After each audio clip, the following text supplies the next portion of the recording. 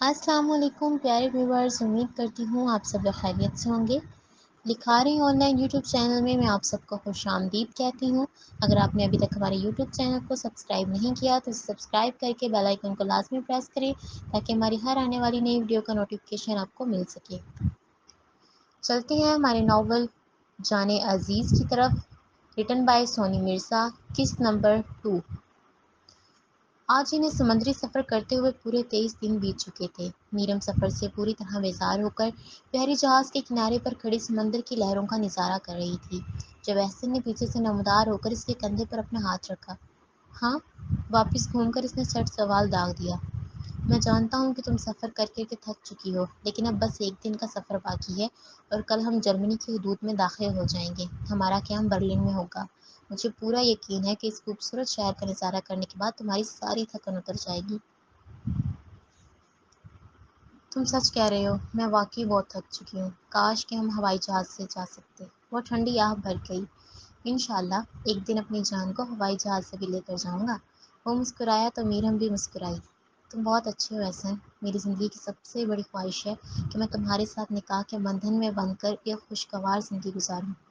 تمہاری یہ خواہش میں بہت جلد پوری ہونے والی ہے جان۔ اس نے دونوں کندھوں سے تھاما۔ میں تمہارے پیرنٹس سے ملنے کے لیے بےتاب ہوں، لیکن سب سے پہلے ہم ایک ہوٹل میں جائیں گے اور پھر وہاں سے میں تمہیں اپنے گھر لے کر جاؤں گا۔ ٹھیک ہے۔ دیکھو کتنا پیارا نظارہ لگ رہا ہے نا، کتنی بڑی بڑی لہریں اٹھ رہی ہیں۔ ہم ہنی مون پہ کسی اچھی سی جگہ جائیں گے اور پھر میں تمہیں تیراکی بھی سکھاؤں گا۔ ایسے تم بھی حد کرتے ہو یار، پہلے نکاح تو کر لو پھر ہنی مون بھی پلان کر لیں گے۔ ضرور، وہ پورے مان سے اسے کہکا لگاتا دیکھ رہی تھی۔ بوا، فریزر میں میری چاکلیٹ پڑی تھی، وہ کہاں گئی؟ کچن میں ایک طرف کھڑی ہوئی سلطانہ بی بی سے مخاطب تھی جو سالوں سے اس گھر کی ملازمہ تھی۔ بوا نے اسے اور جمیل کو اپنے بچوں کی طرح پالا تھا۔ وہ گھر میں صرف ایک ملازمہ ہی نہیں بلکہ گھر کا ایک فرد سمجھی جاتی تھی۔ ہاں، وہ جمیل نے کھا لی تھی۔ اپنے بھائی کا نام سنتے اس نے پورا منہ کھولا۔ ہاں؟ اس کی ہمت کیسے ہوئی میری چاکلیٹ کھانے کی؟ غصے سے ناک پھلا کر کہتی وہ ٹی وی لاؤنج میں بیٹھے جمیل کے سیدھا سر پر جا کھڑی ہوئی تھی۔ تو نے میری چاکلیٹ کیوں کھائی؟ اس نے انگلی اور آنکھیں دونوں دکھا کر پوچھا۔ فریزر میں پڑی تھی، مجھے نظر آئی تو میں نے کھا لی۔ اب مجھے خواب تھوڑی نہ آئی تھی کہ وہ تیری ہے۔ دیکھ، میرے سامنے بھورے بننے کی ایکٹنگ مت کر۔ تجھے پتا تھا کہ وہ میری چاکلیٹ ہے اور تمہیں جان بوجھ کر کھائی۔ تو کیا ہو گیا، مر کیوں رہی ہے؟ اور منگوا لے۔ اس نے ناک پر سے مکھی اڑائی۔ آخری بار بتا رہی ہوں میں تجھے، آئندہ میرے حصے کی چیز کھائی تو تیری ہڈی پسلی ایک کر دوں گی۔ ابے جا جا، وہ سر پھر لہجے میں بولا۔ میں بھی کس بیوقوف سے بات کر رہی ہوں، بھول ہی جاتی ہوں کہ تو ہے ہی بھوکا۔ بچپن میں محلے کے بچوں کی چیزیں بھی چھین کر کھا جاتا تھا۔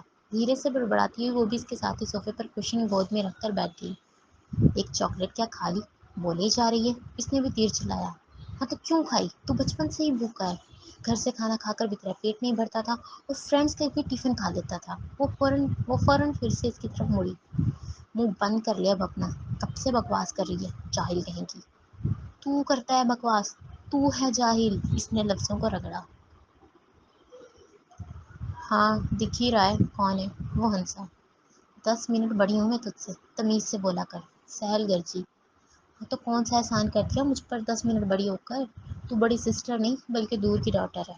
اس کے مزید بدلحاظ ہو کر بولنے کی دیر تھی اور سال نے اپنی گود میں رکھا کوشن اٹھا کر اس کے سر پر دے مارا۔ تو نے پھر مجھ سے پنگا لیا، آج تو چھوڑوں گا نہیں۔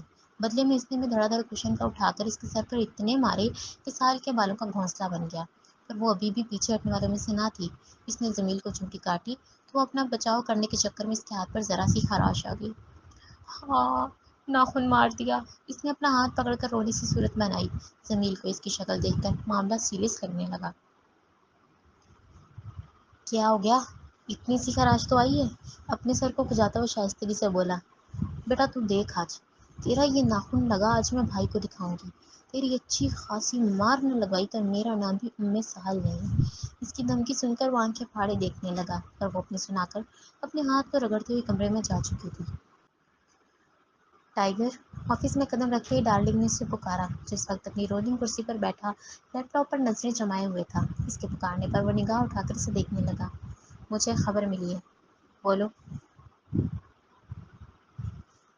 آج رات پاکستان سے جرمنی کی حدود میں ایک شپ داخل ہو رہا ہے۔ سننے میں آیا کہ اس شپ میں بہت سی معصوم لڑکیوں کو محبت کا جھانسا دے کر لایا جا رہا ہے۔ بعد میں ان لڑکیوں کو اس نوریز کے حوالے کر دیا جائے گا۔ وہ ان سب کو ایک ایک کر کے کسی امیر زادے کو بیچ دے گا۔ بہت سی لڑکیوں کی زندگی تباہ ہونے جا رہی ہے ٹائیگر۔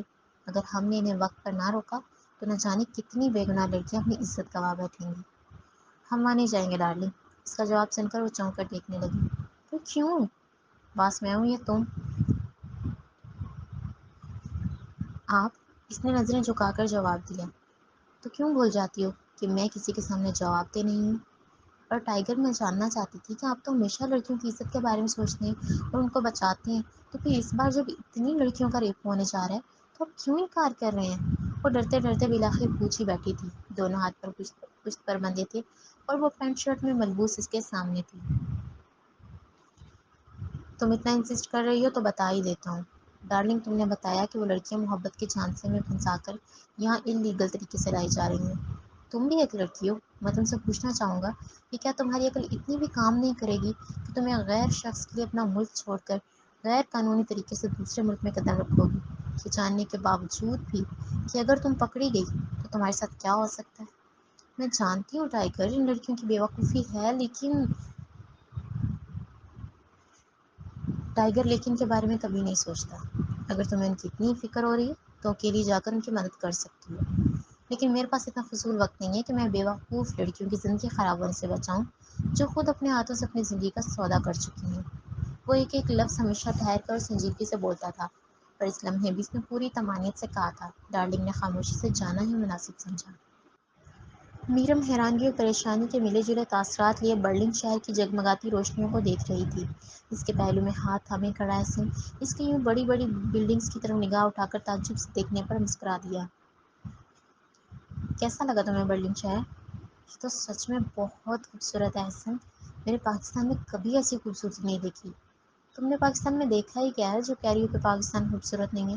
اس نے ٹونٹ کیا۔ ہاں ویسے صحیح کہہ رہے ہو تم، میں کبھی شمالی علاقہ جات میں گئی تھی تو گئی ہی نہیں۔ بس تم ذرا یہیں پر رکو، میں بھی آیا۔ کہاں جا رہے ہو؟ اس نے جانے کے لیے قدم بڑھائے تو میرم نے اس کا ہاتھ پکڑ کر واپس کھینچا۔ اپنی جان کے لیے کوئی اچھا گفٹ لینے جا رہا ہوں، بس آیا ابھی۔ پر مجھے گفٹ کی ضرورت نہیں ہے۔ پر میں تو دوں گا، تم بس 5 منٹ صبر کرو۔ میں یوں گیا اور یوں آیا، وہ چٹکی بجا کر بولا۔ پر اس کے لفظ منہ میں کہیں اٹکے رہ گئے تھے کیونکہ وہ جا چکا تھا۔ ابھی میں ایسے 1 ہی منٹ گزرا تھا کہ کسی نے اس کی پشت پر سے رومال سنگھایا اور وہ بے ہوش ہو گئی۔ بوا کھانا لگا دیں۔ آریال نے گھر میں قدم رکھتے ہی آواز لگائی تو اس کی آواز کانوں میں پڑنے پر سہل اپنا موبائل ایک طرف رکھ کر بھاگتی ہوئی باہر آئی۔ سمیر بھی فوراً ہی کمرے سے نکلا کیونکہ وہ جانتا تھا کہ اس کی بہن آریال کو شکایت ضرور لگائے گی۔ السلام علیکم بھائی، آ گئے آپ؟ اس کے اچانک امٹ کر پوچھنے پر اس نے نگاہیں سکیڑ کر دیکھا۔ وعلیکم السلام، ابھی تک جاگ رہی ہو؟ وہ ایک نظر اپنے ہاتھ پر پہنی ہوئی گھڑی پر ڈال گیا جس پر سوئی 11:09 بجا رہی تھی۔ ہاں بھائی، وہ اس نے بولتے بولتے اچانک چپ سادھ لی کیونکہ وہ اس کی پشت پر کھڑے ضمیر کو ہاتھ جوڑ کر نہ بتانے کی منتیں کرتا دیکھ سکتی تھی۔ اپنے ہاتھ باندھ کر وہ مسکینوں جیسی شکل بنائے نفی میں انگلی ہلاتا رہا۔ اس کے یوں پیچھے دیکھنے پر آریال نے جھٹ گردن واپس گھمائی تو وہ فوراً الرٹ ہو کر مسکرا دیا۔ خیر ہے تم دونوں کو آج؟ ابھی تک کیوں جاگ رہے ہو؟ بھائی وہ میں کہہ رہی تھی کہ اپنی بات کو ادھورا چھوڑ کے اس نے پھر سے جمیل کو دیکھا جو اب پھر سے اپنا نچلا ہونٹ لٹکائے رحم طلب نگاہوں سے اسے تکتا دکھائی دیا۔ بولو بھی اب، آریال سختی سے پیش آیا۔ بھائی میں کہہ رہی تھی کہ بڑے دن ہو گئے ہم تینوں کہیں مل کر لانگ ڈرائیو پر نہیں گئے ہی نہیں، اور میں اور ضمیر اسی لیے جاگ رہے تھے کہ ہم آپ کے آنے پر آپ کے ساتھ لانگ ڈرائیو پر جا سکیں۔ اس کے بعد بدلنے کی دیر تھی اور ضمیر کا سانس پھر سے بحال ہوا۔ اس وقت تو رات کے 11 بج رہے ہیں، تم دونوں جا کر سو جاؤ، پھر کبھی چلیں گے، آریال نے سرد لہجے میں کہا اور اپنے کمرے میں چلا گیا۔ وہ ضمیر کی جانب مڑی۔ Thank you. تیرے اس 2 کوڑی کے تھینکس کی ضرورت نہیں ہے مجھے۔ احسان مان بس میرا کہ میں نے تیری شکایت نہیں لگائی۔ ترس آ جاتا ہے تیری مسکینوں جیسی شکل دیکھ کر۔ منہ کو چڑچڑا بناتے ہوئے اس نے لفظ چبائے اور خود بھی کمرے کی طرف بڑھی تو جمیل نے زبان باہر نکال کر آہستگی سے نقل اتاری۔ میرم نے دھیرے دھیرے نگاہوں کا غلاف ہٹایا تو خود کو ایک نیم اندھیرے کمرے میں پایا، جہاں اس کے علاوہ مزید اور بھی بہت سی لڑکیاں موجود تھیں۔ باقی سب کو بھی اس کی طرح باندھ کر وہاں فرش پر بٹھا دیا گیا تھا۔ سب کے چہرے پر ٹیپ لگا کر بند کیا گیا تھا تاکہ کوئی آپس میں بھی گفت و شنید نہ کر سکے۔ بہت سی لڑکیاں ہوش میں تھیں اور ابھی بہت سی لڑکیوں کا ہوش میں آنا باقی تھا۔ اس نے دماغ پر ذرا زور دیا تو ان کے چہرے پہچان لیے۔ یہ سب تو وہی لڑکیاں تھیں جو اس کے ساتھ بحری جہاز میں بھی سوار تھیں۔ وہ جو اب تک سمجھ رہی تھی کہ وہ کسی اور جگہ کے مسافر ہیں، اب انہیں اپنے ساتھ بندہ دیکھ کر وہ ٹھٹک سی گئی۔ اچانک کسی شخص کے قدموں کی آواز سنائی دی اور اس کی نگاہوں نے اس آواز کا پیچھا کرتے ہوئے دیکھا۔ ایک سیاہ پوش شخص اس کے سامنے کھڑا تھا، مگر اس کا رخ کسی دوسری لڑکی کی جانب تھا۔ اس کے چہرے پر جھک کر اس کے چہرے کے ہر نقش کو اپنے لبوں سے ہوس بھرے انداز میں چھوتا دکھائی دیا۔ وہ لڑکی رو رہی تھی، مگر منہ پر ٹیپ لگنے کی وجہ سے بس اس کی ہلکی سی بنبناہٹ ہی سنائی دی۔ پھر اچانک وہ اس کی ٹانگوں سے پکڑ کے اسے گھسیٹتا ہوا کمرے سے باہر لے گیا۔ ابھی چند لمحے مزید گزرے تھے کہ اس لڑکی کی چیخوں کی آواز بلند سے بلند تر ہوتی کمرے کی دیواروں کو بھی چیر کر اندر آ رہی تھی۔ نہ جانے اس لڑکی کے ساتھ ایسا کیا ہو رہا تھا کہ وہ زور زور سے چیخ رہی تھی۔ میرم اپنے من میں ہی خوف سے محسوس کرنے لگی۔ دل نے حسن کو پکارا مگر وہ کہیں نہیں تھا۔ تھوڑی ہی دیر بعد اس لڑکی کو واپس کمرے میں لایا گیا۔ اس نے دیکھا کہ لڑکی کے جسم پر ظلم و ستم اور بربریت کے ایسے نشانات تھے کہ جنہیں دیکھتے ہی اس کا انگ انگ کانپ اٹھا۔ یقیناً کچھ تو بہت غلط ہوا تھا اس لڑکی کے ساتھ، جو اب شاید وہ زخموں کی تاب نہ لاتے ہوئے اپنی زندگی کی چند سانسیں لے رہی تھی۔ اس کے کپڑے جگہ جگہ سے پھٹے دکھائی دیے۔ پھر وہی شخص ایک دوسری لڑکی کی جانب بڑھا اور اس کے ساتھ بھی وہی عمل دہرایا گیا۔ ایک کے بعد دیگرے نہ جانے کتنی ہی معصوم اور بے گناہ لڑکیوں کی عزت کو داغدار کر کے وہ انہیں اپنے ہاتھوں سے اذیت دے کر واپس لا کر اسی کمرے میں پھینک دیا جاتا، اور اب اگلا نمبر اس کا تھا۔ وہ شخص تیزی سے اس کی جانب بڑھ رہا تھا اور میرم روتی ہوئی نفی میں سر ہلا کر مسلسل اپنی اڑیاں رگڑ رگڑ کر پیچھے کی طرف کھسکتی رہی، مگر وہ ظالم شخص بالکل اس کے سر پر آن موجود ہوا۔ وہ ابھی اس کے خوبصورت چہرے پر اپنے لبوں سے گھٹیا نشانات چھوڑنے کے لیے جھکا ہی تھا کہ اچانک ٹھک کی آواز سے کمرے کا دروازہ کھلا اور سیاہ پینٹ شرٹ میں ملبوس ایک لڑکی نے ایک پل میں نشانہ باندھ کر اس کی ٹانگ پر گولی مار دی۔ بس اس گولی کے لگنے کی دیر تھی اور درد سے کراتا ہوا پیچھے ہٹا۔ اس کی پشت سے چند نوجوان نمودار ہوئے اس لڑکی کو روکنا چاہا، مگر وہ ایک ہی جھٹکے میں اپنی ٹانگوں کو نہ جانے کن کن زاویوں میں گھما کر انہیں فرش پر گرا گئی۔ وہ گھٹیا شخص لڑکھڑا کر اٹھا اور اپنی پینٹ کی جیب سے پستول نکال کر اس لڑکی کا نشانہ باندھا، مگر جیسے ہی گولی چلی تو پھرتی سے اس لڑکی نے اسی کے ہی آدمی کو اس کے اپنے سامنے کیا، جس سے 6 کی 6 گولیاں وہ اپنے ہی بندے کو مار گیا۔ اس کا اپنا ہی چیلا اسی کے ہاتھوں موت کے گھاٹ اتر چکا تھا۔ وہ لڑکی اب اس کی جانب بڑھ رہی تھی اور اپنا بچاؤ کرنے کے لیے اس نے جھٹ میرم کا ہاتھ تھام کر جھٹکے سے اسے اپنے حصار میں لیتے ہی اس کے سر پر پستول تان دی۔ پیچھے ہٹو ورنہ میں اس لڑکی کا بھیجا اڑا دوں گا۔ اس نے تنبیہ کیا تو وہ لڑکی اپنے قدم پیچھے ہٹانے لگی۔ اگر تم نے اس لڑکی کو گولی ماری تو میں تمہیں ٹائیگر کے حوالے کر دوں گی۔ مسلسل اپنے قدم پیچھے کی طرف بڑھاتی ہوئی وہ اسے دھمکا گئی تھی۔ میں تمہارے ہاتھ لگوں گا تو مجھے ٹائیگر کے حوالے کرو گی نا؟ اب اس لڑکی کا اس سے آگے وہ مزید کچھ بول نہیں پایا تھا، کیونکہ یکایک خان نے نمودار ہو کر سیدھا نشانہ اس کے ہاتھ پر باندھتے ہی اسے لہو لہان کر دیا۔ اس کے ہاتھ پر گولی لگنے کی دیر تھی اور میرم بھاگ کر اس لڑکی ڈارلنگ کی گوشت میں پناہ لے گئی۔ تمہارا کھیل ختم نوریس، ڈارلنگ نے مسکرا کر کہا اور پھر گولی کی گونج دور دور تک سنائی دی۔ ٹائیگر گڑبڑ ہو گئی ہے۔ اپنے مخصوص دفتر میں قدم رکھتے ہی خان نے آریال کو دیکھا جو پرسکون کھڑا کھڑکی سے باہر جھانک رہا تھا۔ کیا ہوا؟ اس نے گردن گھمائی۔ ہم نے وہاں سے جتنی بھی لڑکیوں کو بازیاب کروایا، ان سب کے گھر کا پتہ معلوم کر کے انہیں واپس بھیجنے کا بندوبست کر دیا ہے، لیکن اس نے دلچسپی ظاہر کی، لیکن ایک لڑکی اپنے گھر واپس نہیں جانا چاہتی۔ کیوں؟ وہ بے تاثر ہوا۔ اس نے کہا کہ اس کا کوئی گھر نہیں ہے اور وہیں جرمنی میں ہی اپنے کسی سر پھرے عاشق کے پیچھے آئی ہے۔ ٹائیگر، آپ نے تو میری مدد کرنے سے منع کر دیا تھا، پھر خان اور نینا کو کیوں بھیجا؟ شیشے کے دروازے پہ زور لگا کر کھولتی ہوئی اچانک ڈارلنگ اندر آ کر سوال داغ گئی۔ کیونکہ میں نہیں چاہتا تھا کہ تم اکیلی وہاں جا کر کسی مشکل میں پھنس جاؤ، وہ تسلی بخش لہجے میں بولا۔ تھینکس، اس نے شرما کر کہا تو ٹائیگر نے آنکھیں ناگواری سے گھمائیں۔ اب اس لڑکی کا کیا کرنا ہے ٹائیگر؟ خان نے پھر سے پوچھا۔ بلاؤ اسے یہاں۔ میں خود بات کروں گا۔ کچھ دیر کا وقفہ آیا اور میرم آہستگی سے قدم بڑھاتی ہوئی بالکل اس کے سامنے تھی۔ وہ اپنی پشت پر ہاتھ باندھے سینہ تان کر کھڑا اسے گھورتا دکھائی دیا۔ اس کا چہرہ جھکا ہوا تھا اور بال دونوں طرف سے کندھوں کو ڈھانپ کر نیچے کی جانب لہراتے ہوئے گھٹنوں سے ذرا اوپر تھے۔ کیا نام ہے تمہارا لڑکی؟ وہ سنجیدگی سے پیش آیا۔ اردو زبان سن کر اسے ذرا حوصلہ ہوا تھا۔ میرم سلطان، اس نے نظریں جھکائے ہوئے جواب دیا۔ واہ، نام تو بڑا شاہی رکھا ہے۔ تمیز نے دھیرے سے سرگوشی کی تو آریال نے غصے سے اسے دیکھا۔ وہ اپنے ہونٹ بھینچ کر پھر سے سیدھا کھڑا ہو گیا۔ گھر واپس کیوں نہیں جانا چاہتی؟ میں ایک یتیم خانے میں پلی ہوں، مجھے اپنے ماں باپ کا نہیں پتہ۔ پاکستان میں میرا کوئی بھی اپنا نہیں ہے جس کے پاس میں واپس جا سکوں۔ میں ایک لڑکے کے سہارے یہاں جرمنی میں آئی ہوں۔ ہم دونوں ایک دوسرے سے پیار کرتے ہیں اور ہم شادی کرنے والے تھے، مگر پھر اچانک میرا کڈنیپ ہو گیا۔ پاکستان واپس آنے کا مجھے کوئی فائدہ نہیں ہے، اس لیے میں اپنے بوائے فرینڈ سے مل کر اس سے شادی کرنا چاہتی ہوں۔ آخری جملہ اس نے نگاہیں اٹھا کر کہا اور بوائے فرینڈ کا لفظ سنتے ہی ٹائیگر کا پور پور بھڑک اٹھا تھا۔ روبرو موجود نوجوان بے حد حسین تھا۔ بھورے بال، گہرا رنگ، موٹی آنکھیں، ہونٹ کے ایک طرف ابھرتا سیاہ چمکتا تل جو اس کے حسن کو چار چاند لگا رہا تھا۔ باریک سے ہونٹ اور ہلکی مونچھوں کے ساتھ ہلکا سا بیئرڈ، وہ کسی زاویے سے بھی 29 سال کا معلوم نہیں ہوتا تھا۔ دونوں نے لمحہ بھر کے لیے خاموشی سے ایک دوسرے کو دیکھا۔ وہ اپنے سامنے موجود اس کم عمر لڑکی کو ٹکٹکی باندھے دیکھ رہا تھا، یعنی عمر کا تقاضا کچھ اور ارادے کچھ اور تھے۔ کیا ہے جو تمہاری؟ ابھی کچھ دن پہلے ہی 19 سال کی ہوئی ہوں۔ اس کی عمر کا سن کر اسے مزید غصہ آیا۔ ڈارلنگ، اس کے پکارنے پر ڈارلنگ نے ایکٹیو ہو کر جھٹ اس کی طرف دیکھا۔ اس لڑکی کے سر پھر عاشق کا پتہ لگاؤ اور جب وہ مل جائے تو اسے میرے حوالے کرنا۔ کیوں، آپ اسے ماریں گے کیا؟ میرم نے ڈرتے ڈرتے ہوئے پوچھا۔ مجھے دھوکے باز لوگ پسند نہیں ہیں میرم سلطان، اور تمہارے اس 2 ٹکے کے عاشق نے تمہیں اپنی محبت کے جال میں پھنسا کر دھوکہ دیا، خود اپنے ہاتھوں سے تمہیں کڈنیپ کروایا، اور تمہیں پھر بھی یہ لگتا ہے کہ وہ بے قصور ہے، اس نے ٹھنڈے ٹھار لہجے میں کہا۔ میرم تعجب سے دیکھنے لگی۔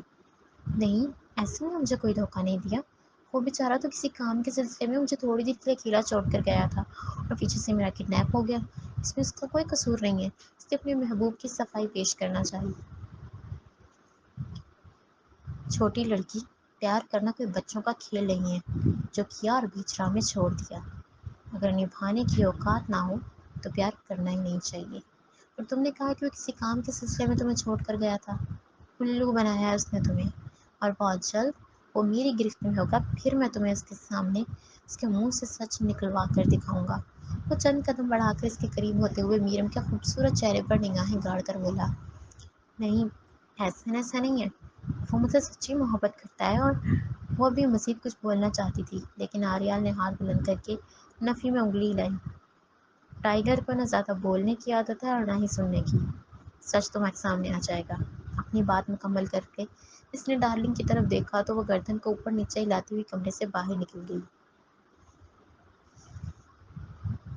جب تک ہم لوگ احسن کو ڈھونڈ نہیں لیتے تب تک تم میرے گھر میں رہو گی، اس نے اپنا فیصلہ سنایا تو میرم نے چونک کر تاڑا۔ ڈونٹ وری، ٹائیگر کے گھر میں اس کی ایک بہن اور ایک بھائی بھی ہیں، تم وہاں سیف رہو گی۔ تمیز نے اس کے چہرے سے اٹھتے سوالات کو دیکھ کر خود ہی پوچھ سے جواب دے دیا تھا۔ اگلے ہی پل وہ بھی چلا گیا۔ میرم اس کے بتائے گئے سچ پر یقین کرنے کی ناکام کوشش کر رہی تھی، دل مارنے کو تیار ہی نہیں تھا، مگر وہ خاموشی سے گردن جھکا گئی۔ یہ مووی میں نے دیکھی ہوئی ہے، ساحل کو ٹی وی لاؤنج میں بیٹھا دیکھ جمیل اس کے ساتھ ہی صوفے پر براجمان ہوتے ہوئے بولا۔ پتہ ہے مجھے کہ تو نے یہ فلم دیکھی ہوئی ہے، پر اپنا منہ بند رکھنا ورنہ نکل یہاں سے، ساحل ہمیشہ کی طرح بولی۔ اب میں نے کیا بولا یار، اس نے کندھے اچکائے۔ اس ٹرک میں بم ہے، نہ چاہتے ہوئے بھی وہ مووی دیکھتے ہوئے اگلے ہی پل بول پڑا تھا، جس پر ساحل نے گھوری ڈالے دیکھا۔ یہ اس کی ماں ہے ہی نہیں۔ وہ پھر سے تھوڑی دیر بعد بولا۔ جمیل جسٹ شٹ اپ، اس نے غصے سے کہا۔ یہ جو ماسک میں یہ ہے نا، یہ اس کا سگا بھائی ہے، جمیل نے دوبارہ بے اختیار بول دیا۔ اوہ، گیا شٹ، یہ تو مر جائے گا۔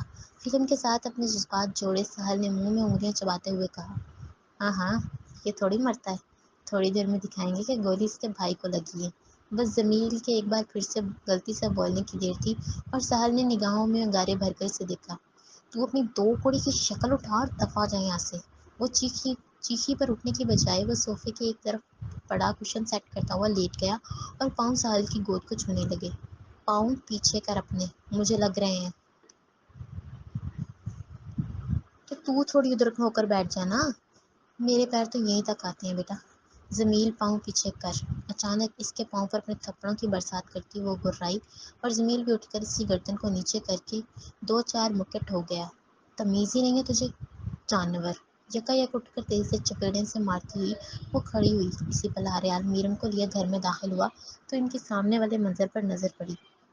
تو ہے جانور! جمیل چیخا۔ تو ہے، تو ہے، تو ہے، تو ہے! اس نے انگلی دکھاتے ہوئے لفظوں کو چبایا۔ ہاں دکھ ہی رہا ہے کون ہے جانور۔ تو ہے جانور بھی اور جاہل بھی، یوں۔ تم دونوں نے اپنی لڑائیاں بند کرنی ہیں یا میں کرواؤں؟ آریال کی آواز پوری شان سے گونجی اور یکدم جمیل بھی ہڑبڑا کر فرش پر کھڑا ہو گیا، لیکن بجائے اپنی صفائی پیش کرنے کے اور اپنے الزامات دوسرے پر لگانے کے، الٹا انہوں نے اپنے بھائی کے پہلو میں کھڑی میرم کو تعجب سے دیکھا۔ بھائی یہ کون ہے؟ جمیل اٹک کر پوچھنے لگا۔ یہ میرم سلطان ہے، آج سے یہی ہمارے ساتھ ہمارے گھر میں رہے گی۔ بھائی آپ نے شادی کر کے ہمیں انوائٹ بھی نہیں کیا، سال نے شکوہ جھاڑ دیا۔ تم دونوں کی سوچ کبھی بھی پازیٹیو وے میں جا ہی نہیں سکتی۔ یہ لڑکی اپنے گھر کا پتہ نہیں جانتی اور اس کا اس دنیا میں کوئی نہیں ہے، اس لیے چند دنوں تک یہ ہمارے ساتھ ہے۔ اس کو یہاں کسی بھی قسم کی کوئی پرابلم نہیں ہونی چاہیے اور اس بات کا خیال تم رکھو گی سال۔ جی بھائی آپ فکر ہی مت کریں، انشاءاللہ آپ کو شکایت کا کوئی موقع نہیں ملے گا۔ بھائی اس پر ذمہ داری ڈالنے سے تو اچھا تھا کہ آپ میرے ذمہ یہ کام لگا دیتے۔ میم میرم جی کا بہت اچھے سے خیال رکھتا، اس نے عجیب نظروں سے میرم کو دیکھ کر کہا تھا۔ آریال اس کی نگاہ کے تاثر کو بہت گہرائی سے بھانپ گیا۔ ہاں تمہارے ذمہ بھی ایک کام ہے۔ جی بھائی حکم کریں۔ تم میرم سے دور رہو گے۔ انہوں نے لہجے میں پٹاخے سموئے کہا تو سال نے بمشکل اپنی ہنسی دبائی۔ تبھی بوا نمودار ہوئی تھی۔ اور میرم یہ بوا ہیں، ہم سب انہیں بوا ہی کہتے ہیں، گھر کے زیادہ تر کام کاج یہی کرتی ہیں، لیکن ہمارے گھر میں یہ ایک فرد کی طرح ہیں۔ اس کے بتانے پر وہ چپ چاپ ہاں میں گردن ہلا گئی۔ اور یہ جمیل ہے میرا چھوٹا بھائی۔ اس نے جمیل کو دیکھ کر تعارف کروایا تو اس نے مسکراہٹ پیش کی۔ اور یہ سہل ہے میری چھوٹی بہن۔ آریال کے بولتے اس نے آگے بڑھ کر ہاتھ ملایا۔ یہ دونوں جڑواں ہیں اور اس لیے ہمیشہ ایک دوسرے سے لڑنے کے لیے تیار رہتے ہیں۔ میرم کے چہرے پر تھوڑی سی مسکراہٹ اٹھ گئی اور وہ مختصر تعارف کروا کے اپنے کمرے میں چلا گیا۔ تم دونوں کے سڑیل بھائی کا کیا نام ہے؟ اس نے بمشکل پوچھا۔ بھائی کا نام آریال ہے، جمیل چٹ بولا۔ آئیں میں آپ کا کمرہ دکھاتی ہوں، بوا نے کہا تو وہ ان کے پیچھے ہی چلنے لگی۔ کیا لگتا ہے سال، کہیں بھائی نے اس لڑکی سے شادی تو نہیں کر لی؟ جمیل اس کے منزل سے غائب ہوتے ہی دھیرے سے سرگوشی کی۔ یہ بات تو بھائی سے جا کر کیوں نہیں پوچھ لیتا؟ ویسے بھی اگر بھائی نے اس سے شادی کی ہوتی تو اسے بھائی کا نام پتا ہوتا۔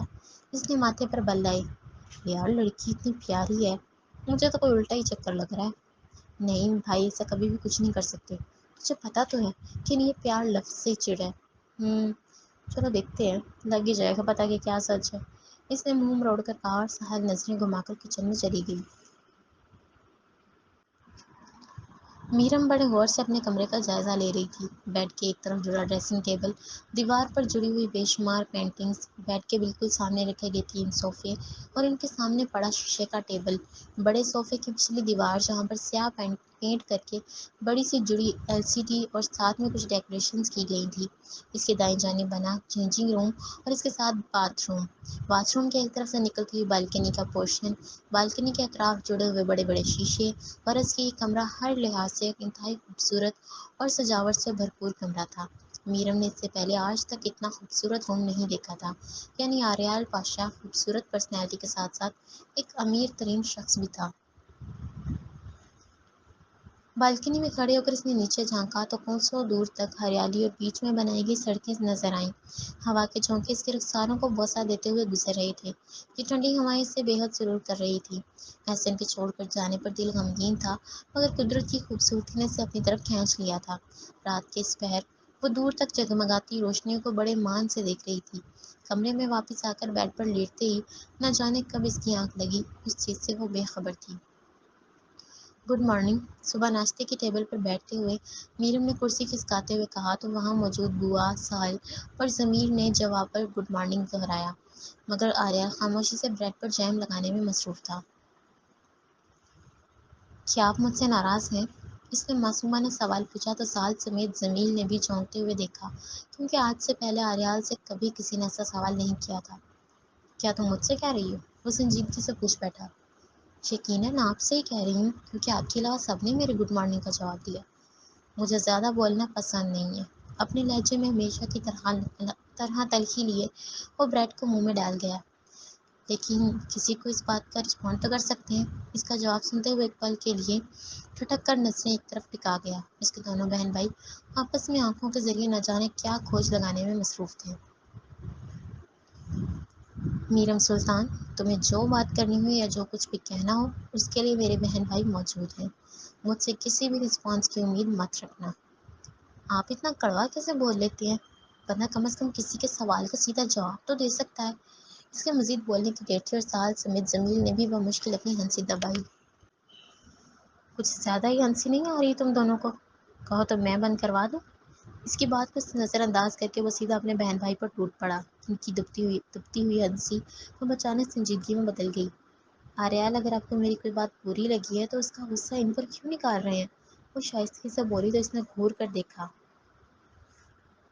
آج سے پہلے کبھی بھی کسی نے اسے آریال کہہ کر مخاطب نہیں کیا تھا۔ چھوٹے بہن بھائی ہمیشہ بھائی کہتے تھے اور اپنی ٹیم میں وہ ٹائیگر کے نام سے مشہور تھا۔ بوا نے ہمیشہ اسے بیٹا ہی کہا تھا۔ مجھے اگر کچھ برا لگتا ہے تو منہ پر کہہ دیتا ہوں، اور رہی بات ناراضگی کی، تو مجھے نہیں لگتا کہ میرا تم سے ناراض ہونا بنتا ہے۔ ناراضگی ہر کسی کے لیے نہیں ہوتی، اور خاص کر لڑکیوں کے لیے تو بالکل نہیں۔ وہ جارحانہ انداز میں گویا ہوا۔ لگتا ہے آپ کو لڑکیاں پسند نہیں ہیں، سال۔ اس نے اسے اگنور کر کے اپنی بہن کو پکارا۔ جی بھائی، وہ الرٹ ہوئی۔ اس کو ذرا میری پسند ناپسند کے بارے میں تفصیل سے سمجھا دینا، کیونکہ میں نہیں چاہتا کہ یہ مجھ سے بار بار سوال کرے۔ اپنی پوری بات کرتے وقت اس نے غصے سے میرم کو دیکھا، جو نگاہیں پھاڑے تک رہی تھی۔ جی بھائی۔ اگلے ثانیے وہ ٹشو نکال کر ہاتھ صاف کرتا وہ گھر سے باہر نکل گیا۔ میرم نے دانت پیس لیے۔ باقی انشاءاللہ نیکسٹ ایپیسوڈ میں، اگر آپ کو ناول پسند آ رہا ہے تو کائنڈلی اس کو لائک کریں اور اپنے دوستوں کے ساتھ بھی لازمی شیئر کریں۔ خوش رہیں، آباد رہیں۔ اللہ حافظ۔